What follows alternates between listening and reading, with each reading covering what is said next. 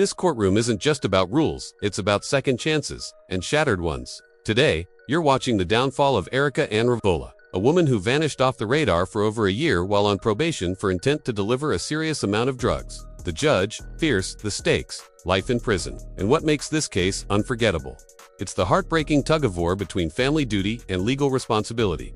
You'll hear excuses, desperation, and an emotional plea that nearly flips the courtroom on its head, but in the end, was it enough to sway the judge? Strap in, because this is more than a sentencing hearing. This is a full-blown test of empathy versus law. And don't blink, ... The twist hits fast. Who do you think deserves mercy, Erica, or the justice system? Let's dive in. If you think that some action you're going to take could potentially result in you going to prison, then don't do it. If you think it may happen, then don't do it. And you did it. You didn't report. Nobody's seen you for a year.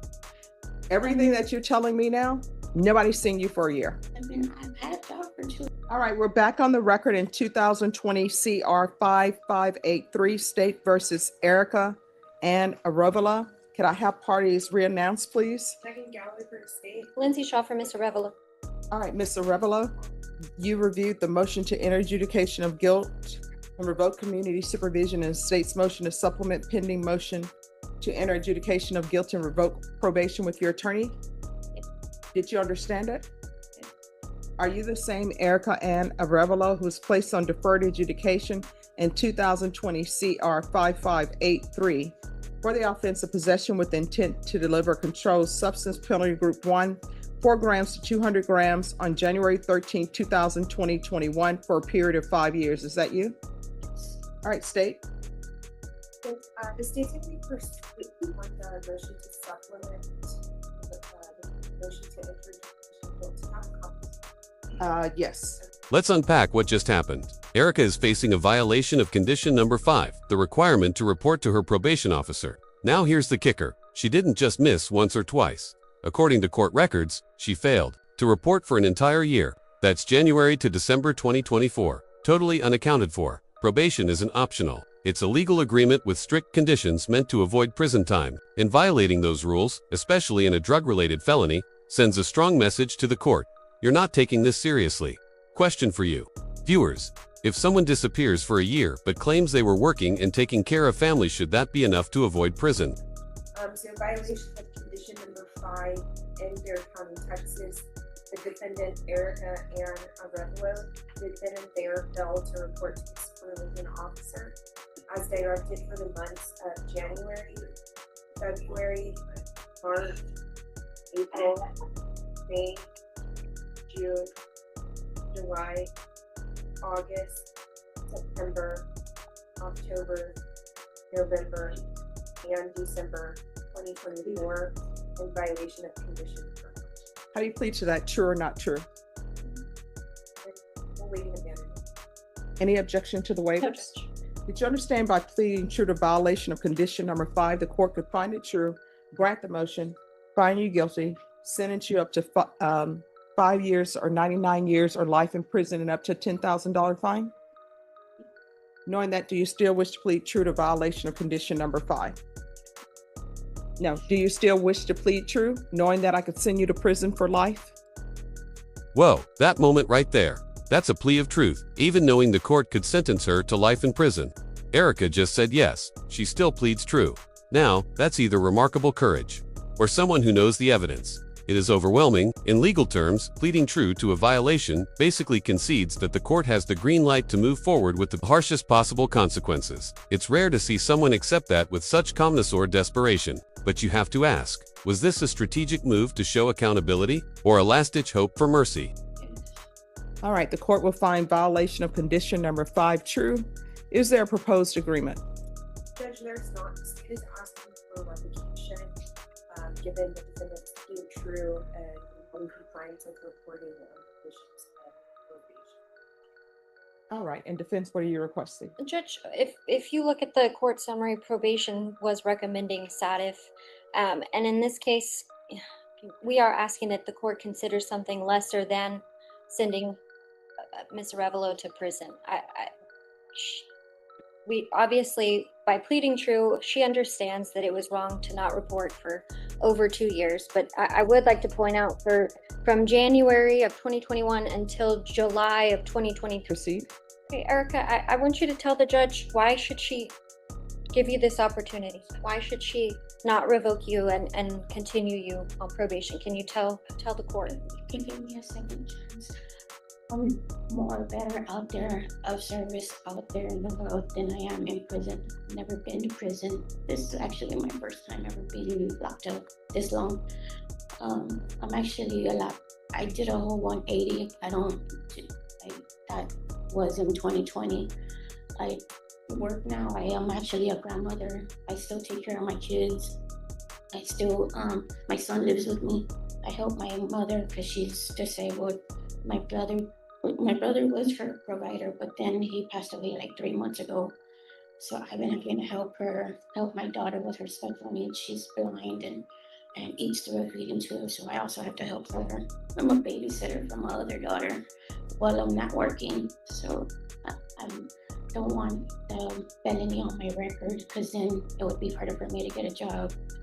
So if you could just put a chance on me again. This is the moment Erica lays it all bare. She's not just a probation violator, she's a grandmother, a daughter caring for a disabled mother, and a mother raising kids. You can hear the desperation in her voice. She's never been to prison. Her brother died. Her daughter is blind and feeds through a tube.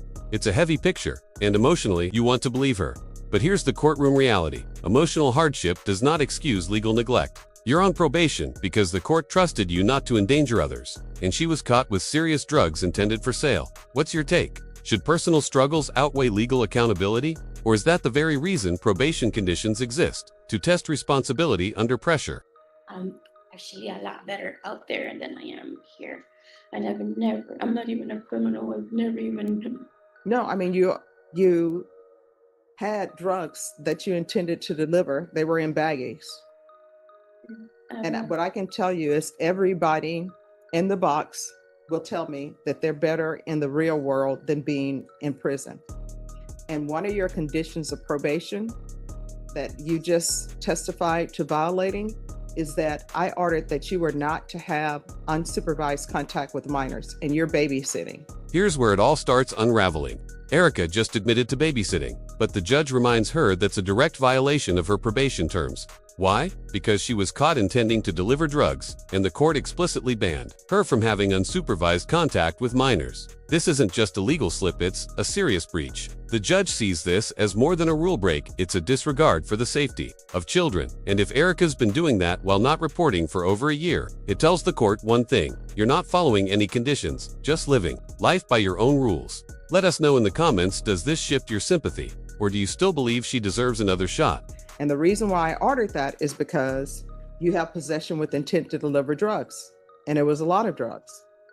No, I mean, that's not the reason why I totally dropped all of that when my grandkids came up, because how am I going to help them if I'm in prison?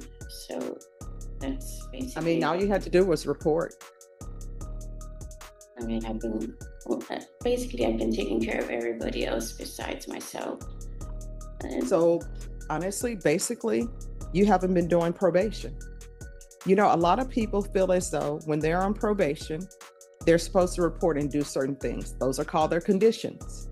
And they're just like, well, I know I didn't do anything on probation, but I didn't pick up any new offenses.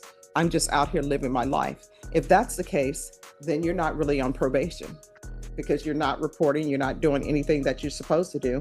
You're just living your life.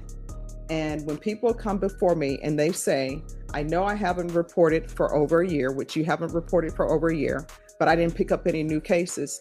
Do you know that is not really saying anything? Because there are a lot of people who are not on probation and who haven't picked up any new cases. That's like the bare minimum. Don't pick up any new cases. Don't, join a gang. So you haven't done anything on probation. What have you done? I've been working and helping out my family. And No, what have you done on probation? I did that class and I was doing everything until I ended up having to move in with my mom, and then she ended up losing her housing. And I know life is like the dumbest but actually I've been living life trying to better myself and do the, if you could just give me, I've never even been to prison. I'm sorry, I don't want this on my record, because then it's going to be harder for me to even get a job when I do get, say you do send me. I mean, kind of going to be even harder for me to, so if I could, please don't send me to prison. Not a prison. I mean, I don't know anybody who's a prison person, really. But here's the thing. These are consequences to actions, right? So you're not reporting, there was a consequence to that. You could potentially end up being revoked. And I usually tell people, hey, if you think that some action you're going to take could potentially result in you going to prison, then don't do it. If you think it may happen, then don't do it. And you did it. You didn't report. Nobody's seen you for a year. Everything that you're telling me now, nobody's seen you for a year. I mean, I've had a job for 2 years, so I wasn't on the run. I've already started getting child support. I've already started getting my income tax. No, I understand what you're saying, but you're on probation for possession with intent to deliver drugs. That means that you have drugs for selling, and they were packaged for selling. And you were given deferred adjudication, 5 years deferred adjudication, and nobody's seen you. Another little treat or. This is what the court is going to do. The court is going to find violation of condition number 5 true. The court is going to find you guilty. The court will revoke. I'll take into consideration that the fact that she hasn't picked up any new offenses, and I'll sentence her to 5 years in the prison. Give her credit for any time served and request the therapeutic community.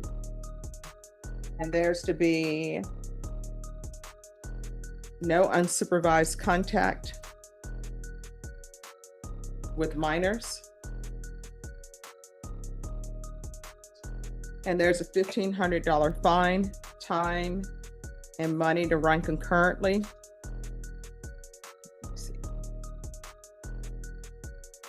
All right. Did you review the document entitled Trial Court Certification of Defendant's Rights to Appeal with your attorney? Did you understand it? And did you sign it?